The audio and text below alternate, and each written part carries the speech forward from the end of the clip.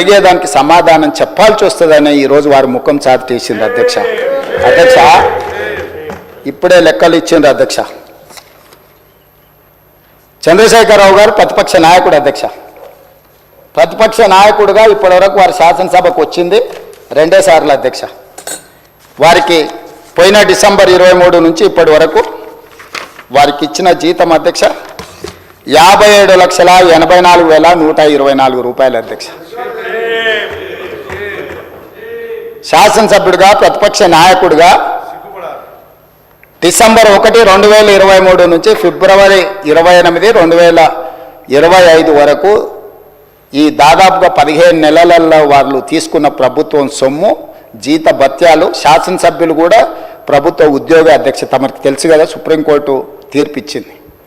వారు 57,84,124 రూపాయలు జీత భత్యాలు తీసుకున్నారు అధ్యక్ష. 2 సార్లు ఇక్కడికి వచ్చింది, ఇప్పటి వరకు ఎక్కడికి వెళ్ళలేదు అధ్యక్ష.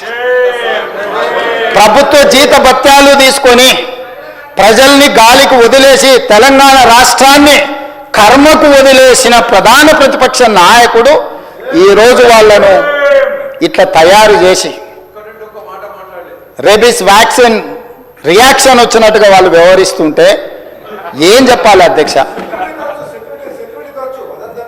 ఇక సెక్యూరిటీలు ఇవన్నీ మళ్ళీ అది సపరేట్గా నేను చెప్పదలుచుకున్న వాటి జోలికి వెళ్ళదలుచుకోలేదు. సరే, కుటుంబ సభ్యుల వల్ల ఆయన ప్రాణ ప్రమాదం ఉంది కాబట్టి ఆయన సెక్యూరిటీ పెట్టుకున్నాడు.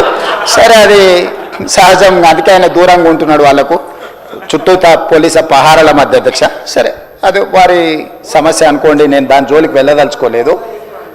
సో ఈరోజు ఎస్ఎల్బిసి పూర్తి చేసి ఉంటే నల్గొండ కష్టాలు తీరు ఉండేటివి కదా, డిండి ప్రాజెక్టు పూర్తి చేసి ఉంటే నల్గొండ కష్టాలు తీరు ఉండేటివి కదా, మా పాలమూరు రంగారెడ్డి ఎత్తిపోతల ప్రాజెక్టు ఈరోజు జూరాల నుంచి నీళ్లు తీసుకుని ఉంటే రాయలసీమ నీళ్లు దొంగిలించే అవకాశం ఉండకపోతుండే కదా అధ్యక్ష.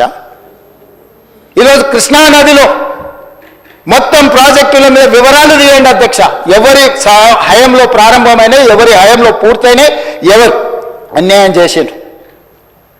పెద్దలు చంద్రశేఖరరావు గారిని రమ్మని ఉండే అధ్యక్ష, తమరైన వ్యక్తిగతంగా మాట్లాడండి. వారు ఏ రోజు వస్తారో వారి సభలో ఉన్నప్పుడే కృష్ణానది జలాల మీద చర్చ పెడతాము. ఈ చర్చలో ఒకవేళ మా తప్పేదైనా ఉందని నిరూపిస్తే సభా సాక్షిగా చంద్రశేఖరరావు గారికి, బీఆర్ఎస్ నాయకులకు నేను క్షమాపణ చెప్తా అధ్యక్ష.